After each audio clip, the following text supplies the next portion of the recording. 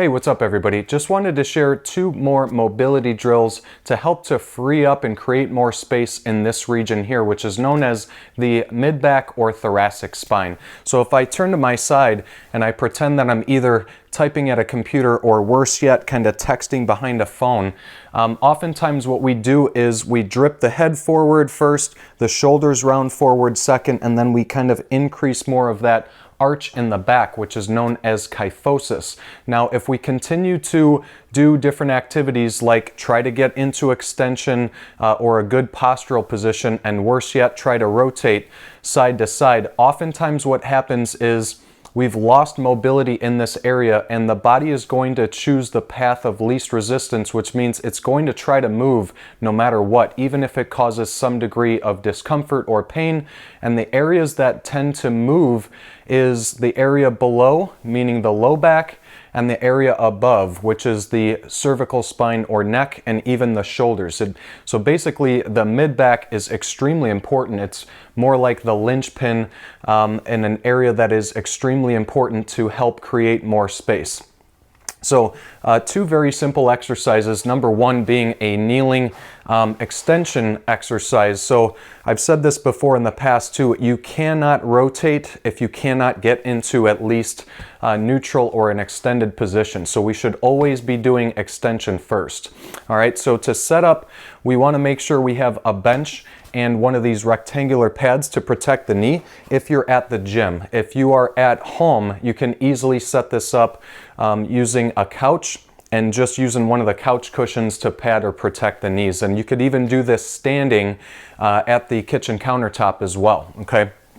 Now, I prefer to always have people hold a PVC pipe or even a broomstick, something without weight, in the hands. And what we want to do is maintain an overhand grip where the palms are facing back to me. And that's just going to be a little bit easier position on the shoulder. If you do not have a PVC pipe or a broomstick, just put your hands kind of open and together. That's more of a neutral position, which is the safest or healthiest on the shoulder. So again, to set up, once I grab my stick here, I'm going to place my elbows on the bench, knees on the pad.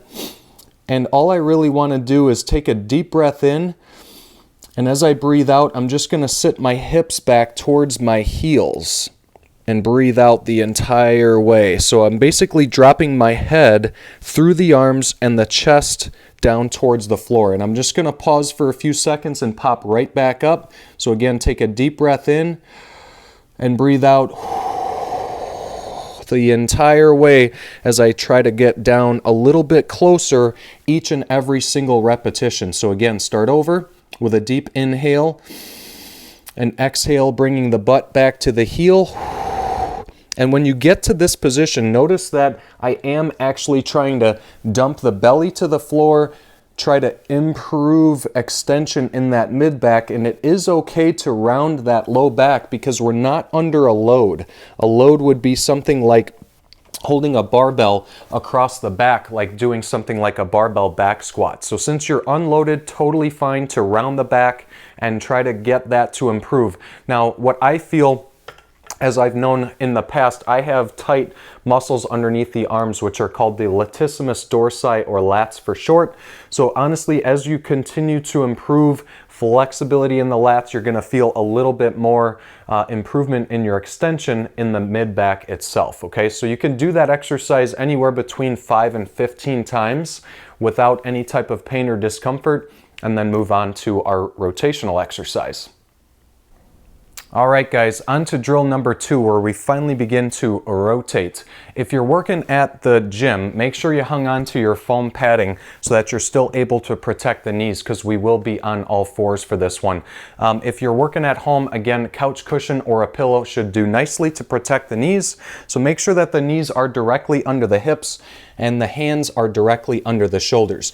I prefer this position in that rocked back position. So we're going to rock the butt back to the heels and then try to walk the hands back. So again, that you are reset with the hands directly under the shoulders. It's just a lot more friendly position. It doesn't feel like there's so much body weight or force going onto the shoulders, okay? From here, I prefer that the exercise is done with one hand behind the head, but I will show you a modification if this is a difficult position to get into because of tight shoulders. So again, if you can, put the hand right behind the head, let that elbow drip down, and I'm going to keep my right elbow extended the entire time. So I'm going to take a deep breath in as I bring the elbow down towards that wrist joint. So I'm going to breathe in and drop down, and I'm going to breathe out and try to follow my elbow up to the sky. So again, breathe in as the elbow goes down to the wrist, and breathe out as the elbow goes out and away.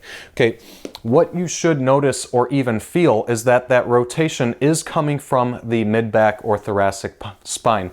Now, typically my first, second, or third repetition, I oftentimes do hear or feel snap, crack, or pop, which is like a bowl of Rice Krispies, and that's a good thing because we are trying to help mobilize and create more space in the actual segments of the spine. So don't be afraid if you do hear or feel any type of noise. As long as it's pain-free, you're actually creating more space. That's another good thing. Okay, if you have any difficulty with hand behind the head, make sure that when you do set up in that lumbar lock position, just put an open hand near the wrist.